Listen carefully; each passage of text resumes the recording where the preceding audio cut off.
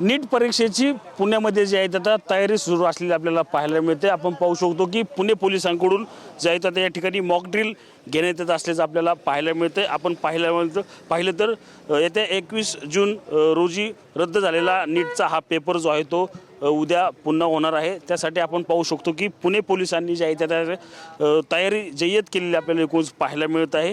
त्या बंदोबस्तासाठी उद्या होणाऱ्या पेपरच्या बंदोबस्तासाठी मोठ्या प्रमाणात जो आहे आता पोलीस बंदोबस्त प्रत्येक केंद्रावर जो आहे तो या ठिकाणी लावण्यात आलेला आपल्याला पाहायला मिळतं। आपण पाहिलं तर पुणे पोलिसांकडून 1000 पोलीस कर्मचारी किंवा अधिकारी हे तैनात केलेले आपल्याला एकूण पाहायला मिळतं। आपण पाहिलं तर पुणे शहरात एकूण नीट परीक्षेचे 27 सेंटर जे आहेत ते या ठिकाणी आहेत।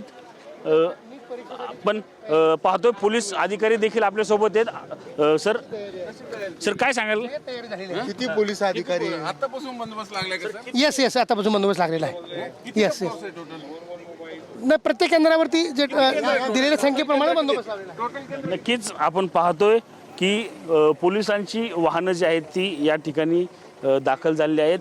पेपर पुन्हा एकदा फुटू नये याची खबरदारी जी आहे ती आता प्रशासनाकडून सुरू असलेली पाहायला मिळते। वरती सुविधा कशा असणार आहेत, काय सुविधा साहेब गेले प्लीज।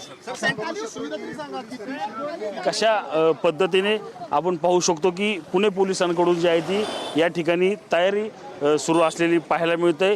आपण पाहिलं तर या केंद्रीय विद्यालयामध्ये उद्या जो आहे तो पेपर होणार आहे। यासाठी आपण पाहिलं तर CCTV असतील, त्याचप्रमाणे पिंपरी चिंचवड पोलीस असेल, हे या ठिकाणी दाखल झाले आहेत। तर परीक्षा केंद्रावर पेपर आणण्यासाठी एस्कॉर्टची वेगळी पथकं देखील पुणे पोलिसांकडून जी आहे ती तयार करण्यात आलेली आहेत। त्यामुळेच उद्या कुठलाही अनुचित प्रकार घडू नये, पेपर फुटी होऊ नये यासाठी पिंपरी चिंचवड असेल किंवा पुणे पोलिसांनी या ठिकाणी खबरदारी घेतलेली आपल्याला एकूणच पाहायला मिळत आहे। Cameraman Abhijit Sameer Ranjit Jadhav, TV9 Marathi, Pune.